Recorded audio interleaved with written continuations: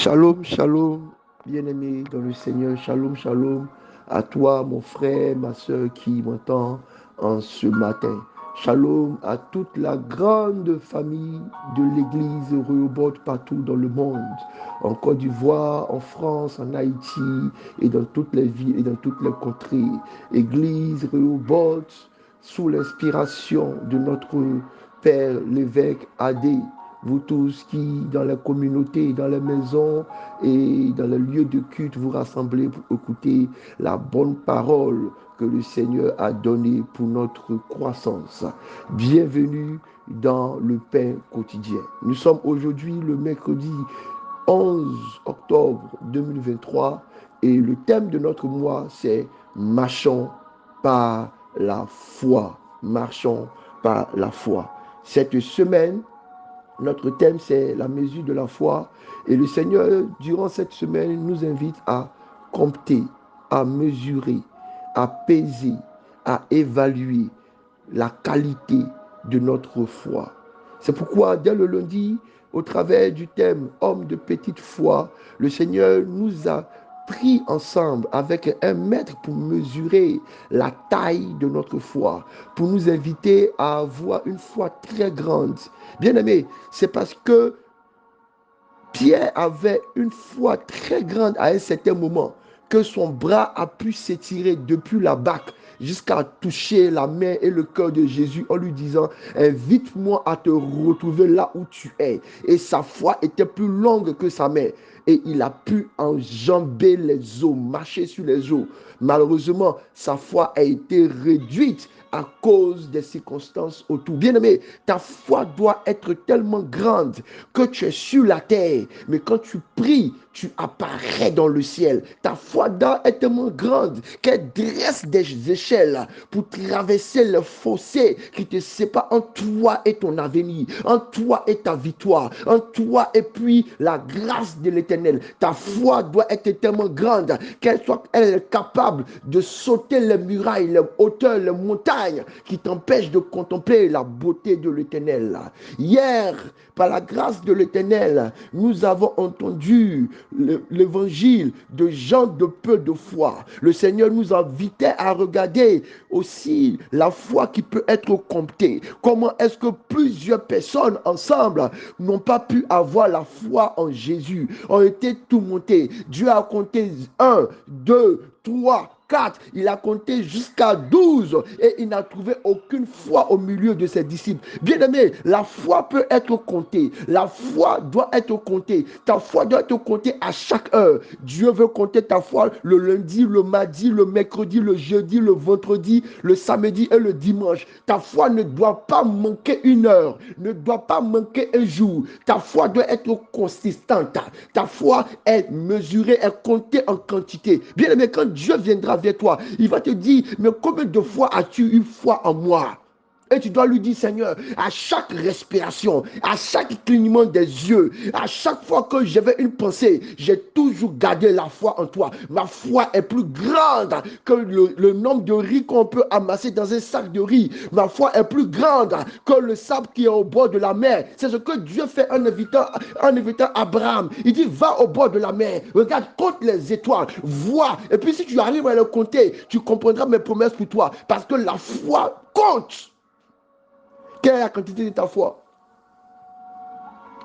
En ce matin, le Seigneur nous invite dans Luc chapitre 17, verset 5, à découvrir la foi sur une autre couture. Je vous invite, bien-aimés, avec révérence, à écouter la portion de la parole. Luc chapitre 17, verset 5, il est écrit, les apôtres dirent au Seigneur, augmente-nous la foi. Augmente-nous la foi. Bien-aimés, comme les apôtres aujourd'hui, Dieu veut que nous aspirons à avoir une foi qui est augmentée. Dieu regarde aujourd'hui dans la mesure, dans le poids, dans son instrument d'évaluation de notre foi. Il regarde le volume de notre foi. Bien-aimé, ta foi doit être augmentée. Tu peux dire avec mon Seigneur, augmente ma foi. Les apôtres ont dit cette parole au Seigneur Jésus quand Jésus était en train de prononcer différents discours. Il a parlé dans son discours précédent, du fait qu'on doit pardonner, on doit se pardonner les uns les autres jusqu'à 7 fois, 77 fois. Ils ont crié, c'est une chose difficile. Nous avons besoin d'augmenter notre foi pour pouvoir le faire. Bien aimé, oui, ta foi a du volume, ta foi a une consistance. Et elle a besoin d'être augmentée. Ta foi doit remplir tout ton être entier. Ta foi doit remplir tout ton cœur. Ta foi doit remplir toutes tes pensées. Ta foi doit remplir tout ton environnement. Ta foi ne peut pas être aussi faible, avec un volume restreint. Elle doit être plus grosse que la terre. Elle doit être plus grosse que l'univers. Rien ne peut contenir ta foi. Et rien ne doit contenir ta foi. Ta foi doit avoir un volume. Et pour qu'elle puisse avoir un volume, tu dois demander au Seigneur d'insuffler en toi son Saint-Esprit qui est ce vent, qui est cette puissance qui va te gonfler. Tu dois te gonfler de la foi. Ils ont dit au Seigneur Jésus, augmente-nous notre foi. La foi doit être augmentée comme le volume. Quand tu regardes la télévision et que tu n'entends plus les bruits, tu n'entends plus la qualité de la musique, tu as besoin d'augmenter le volume. La foi doit être augmentée comme on augmente les pneus d'un véhicule. Parce que quand le volume d'air dans ton véhicule a disparu, tu as des difficultés pour avancer.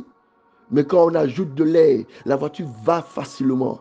Ta foi doit être augmentée comme un ballon. Comme dans les fêtes d'anniversaire, on voit les ballons aussi gros les uns que les autres à cause de la quantité d'air qui s'y trouve. Le Seigneur regarde à ta foi comme à un sac. Le Seigneur regarde à ta foi comme à un récipient. Le Seigneur regarde à ta foi comme un sac qui doit être rempli d'un volume consistant. Il dit, bien-aimé, en ce matin, faites cette prière. Seigneur, augmente ma foi. Parce que ta foi doit être augmentée pour pouvoir vivre, marcher selon les instructions de Jésus-Christ de Nazareth. Père, je te prie pour quelqu'un aujourd'hui qui était devant une situation, qui était devant une difficulté, qui était devant un incident, un problème, qui était même devant une erreur, un péché qui est devenu constant, qui s'est dit, ah, je n'arriverai pas.